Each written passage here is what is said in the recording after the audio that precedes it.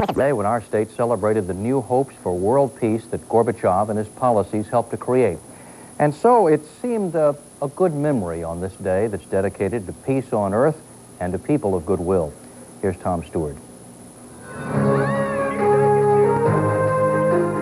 Moscow to Minnesota, the Gorbachev visit to the Twin Cities. Oh, we sure can see it coming in. In fact, right Some now, called it a goofy idea that would never fly. We welcome to the land of 10,000 lakes, the leader of the Soviet Union.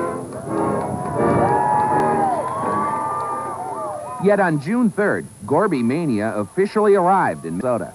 Hardly the most receptive weather to greet him. We see the President Gorbachev and his wife without overcoats. Yes. But the man who ended the Cold War quickly warmed up, working the crowd. You're traveling. And the world watched as his motorcade made the most memorable tour of the Twin Cities yet. Toward the east and heading north. He's been here 45 minutes, and he's been out of the car as often as he wants. He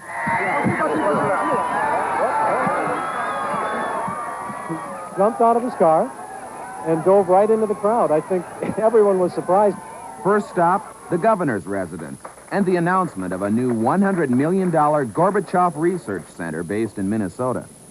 I see this particular idea has been on the mind of the governor of the state, Mr. Gorbachev, for many years now. How do they like the food, Paul? They love the food and they love the fellowship. Many will remember him best, however, for how he mingled with Minnesotans outside the mansion. Now here comes Mr. Gorbachev. Not everyone held out welcome signs, but the protests paled with those back home. Reds, get out of Latvia, Lithuania, and Estonia. And thousands strained to get a glimpse of Gorbachev as his entourage circled the state capitol. There he is. He's right in front of us. We see He's him passing now. our location now. Obviously, again, the Brand family very disappointed. The only letdown came when they canceled a visit to this farm. Where I'm disappointed that we couldn't show him a typical American average farm. Otherwise, the highlights just kept coming, like these school children performing a Russian song. Afterward, Gorbachev showed a side of himself we never saw before in Soviet leaders. I'll tear this up when we're through. Casual and charismatic, the head of state looked like the head of one of the companies he met with in Minneapolis. Very new for us, and we're just beginning. And for a communist, he made a pretty good sales pitch about investing in the USSR. Those who are with us at this time have a good chance, good prospect of cooperation in our great country, in our great market. Raisa Gorbachev had some personal encounters. Meantime, Raisa Gorbachev took advantage of Minnesota's marketplace. This is a Snyder drugstore on Nicollet, and apparently Raisa Gorbachev has pulled her motorcade over. And then she also bought 2 Nintendo bubblegum dispensers, obviously not easy to find in the Soviet Union. Darrell, tell us a little bit about the Watson family. Oh, well, Mr. Watson, Steve Watson, is a teacher in Eden Prairie. The Soviet president's wife also practically stole the show on her visit to the Watson family.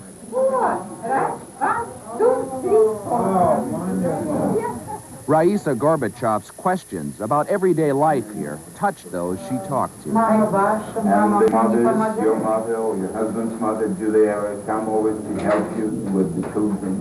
Steve's mother was... Then, a final Twin Cities curtain call at Control Data's headquarters. See how fast things are changing. And it's very good that they are changing. A lot of the children there who've come from the neighborhood schools are all dressed in red. Outside the Watsons' home, genuine affection and a feeling that no one wanted to end. She is so charismatic and just a wonderful woman. At the airbase, one last, almost longing look from one of the great leaders of our lifetime. And for those on the ground, chance to savor the goodwill heading off into the sunset one more time. I'm Tom Stewart for Dimension. Well, if there's one sour note in this 1990 memory, It's what's happened to the Gorbachev-Maxwell Research Institute, or what hasn't happened. After being launched with such great fanfare, the fundraising for that institute has been virtually non-existent, and its future appears to be a big question mark. We'll be back in just a moment. And here's a look at Christmas 1990 in the city of Bethlehem, where the promise of peace on earth seems very far away.